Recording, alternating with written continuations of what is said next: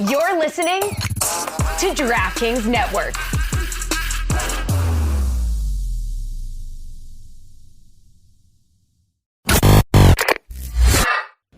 Lucy, you mentioned the death of the ACC, and as someone that has been trying to backchannel a way out of the ACC for several years, trust me when I tell you, it's hard getting out of this goddamn thing.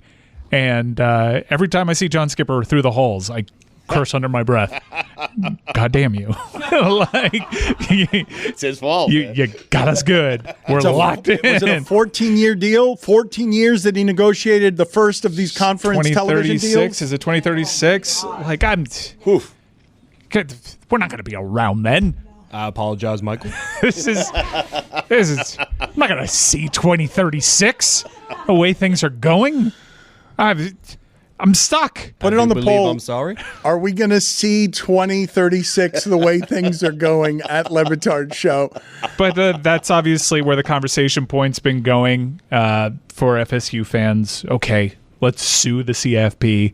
Let's not pay the players a base salary. Let's still find ways for us to get out of this conference. Let's raise private equity so we can buy the university that made the bad deal out of this deal, because that's where it's going. The universities themselves don't want to pay for their mistake.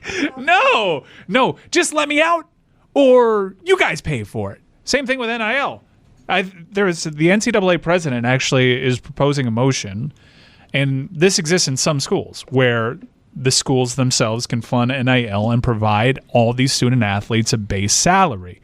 And he's proposing that this happens in a new FBS subdivision, basically Super League for these big schools. And schools like Ohio State with their massive alumni base and their huge student body, they're going to benefit from that. It's going to be a little bit more difficult for private institutions.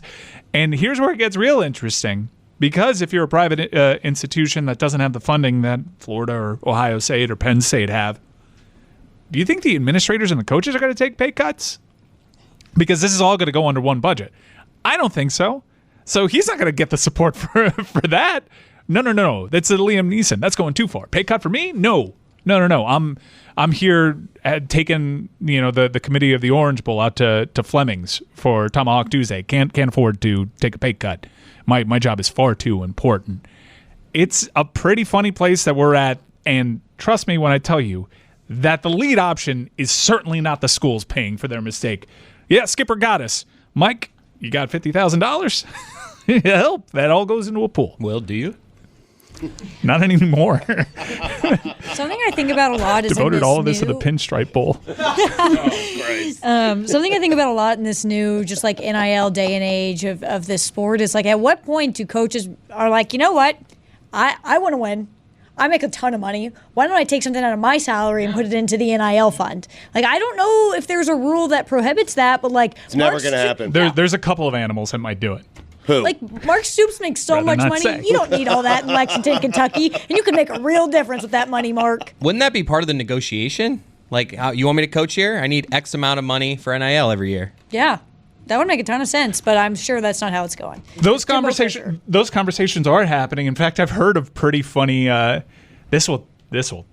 I won't reveal the administration nor the head coaching candidate.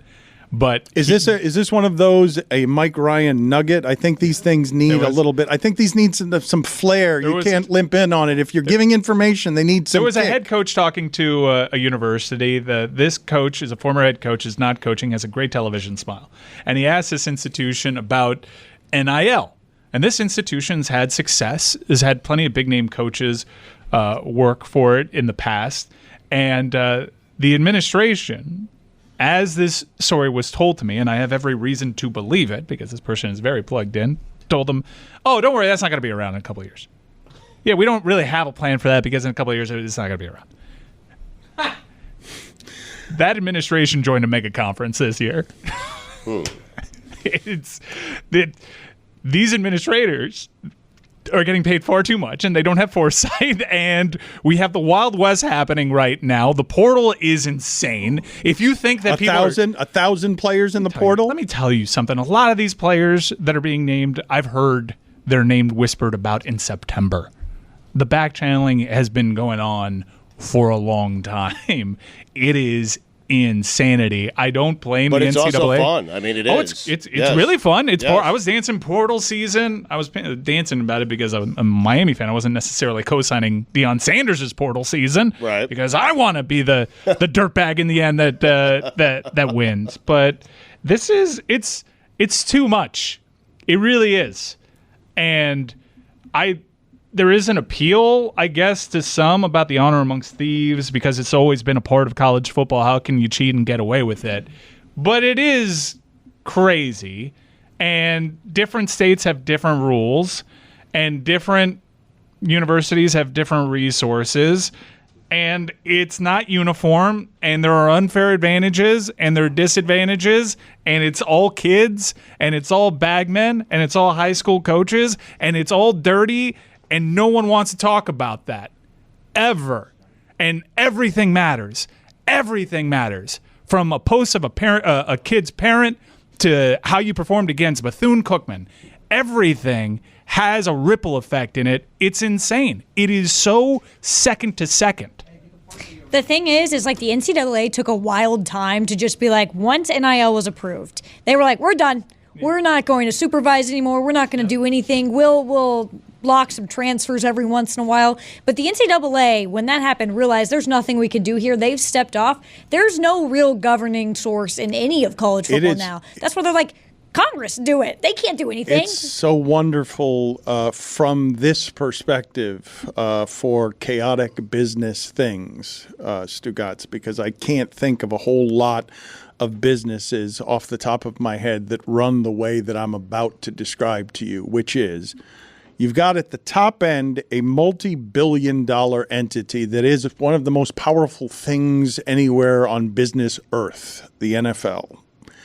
And it has a totally free minor league system of bodies that until recently was soaked in injustice, disguised as amateurism. But, and this part is amazing to me, the way that we're going to correct the injustice is not by paying the players from all of this television money. We're going to crowdsource it, and we're just going to make whatever your allegiances to local identity are profitable. We're going to beg so that you pay our players so that we don't have to pay our players, and we're not going to govern any of it well because it can't be governed.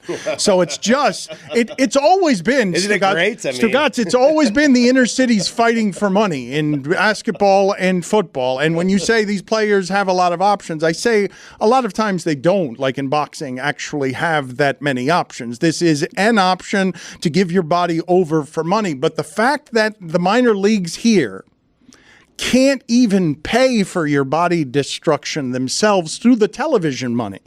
They're just asking the boosters, hey, can you do this for us just based on how much you care? But many are, Dan. Yeah, it's an amazing business strategy. I'm not even complaining about it. I'm just marveling at the stupidity in it and just what a great business that is. I would love Meadowlark Media to have a farm system where I could just dispose journalist bodies in and crank out money from people that are giving it to us. It's pure insanity. And a lot of these public institutions also receive state funding.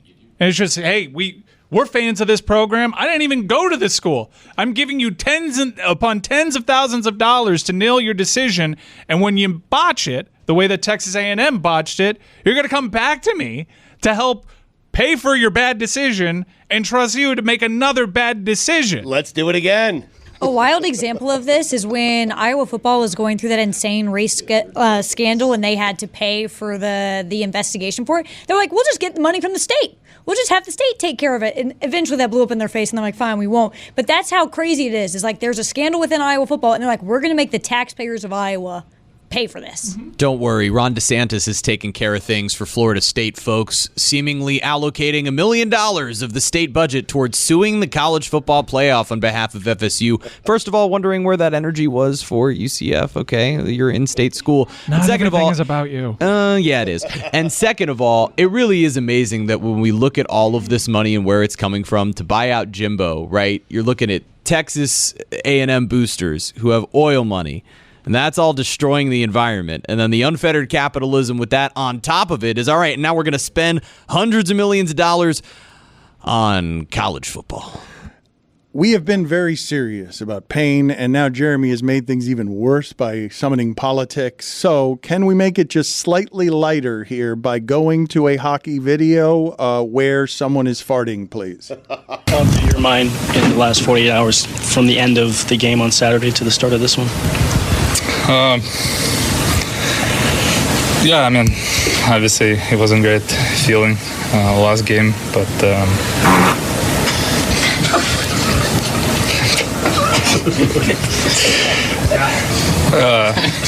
what was the question? Mine turn. Yeah, so yeah, just sorry. Yeah, I mean, I was just.